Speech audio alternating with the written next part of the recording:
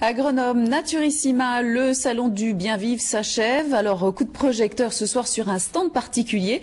L'éco-habitat groupé où comment des familles réfléchissent et bâtissent ensemble leur habitat, locatif ou non, résurgence d'une formule qui a vu ses beaux jours dans les années 70. Reportage Isabelle Guyader et Christian Deville.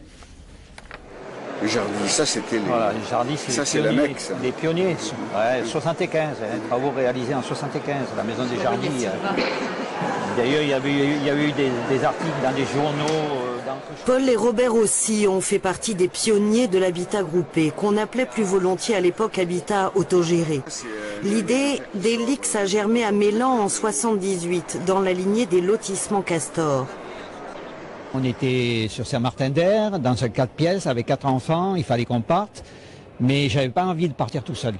J'avais envie de faire quelque chose. J'ai découvert le mouvement extraordinaire. Je me suis dit, il faut que je trouve d'autres personnes pour faire quelque chose.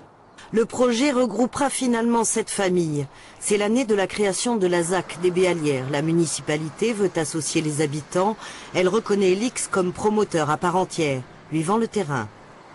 Et nous, on a eu la chance dans nos groupes parce qu'il y a des gens qui aient des liquidités, parce qu'ils avaient vendu une maison en région parisienne, par exemple. Donc, ils ont fait l'apport financier de départ. Et ça a permis ensuite, au plan d'épargne logement des autres, d'arriver à terme et on s'est autofinancé entre nous. Mais l'habitat groupé, c'est aussi un choix de vie. Rétablir des relations de voisinage, avoir des espaces collectifs, c'est-à-dire chacun a son propre logement, mais partager des zones communes et mutualiser des services. Faire aussi des économies par rapport à la construction, puisque si on construit en groupe, ça revient moins cher que d'habiter tout seul dans son coin.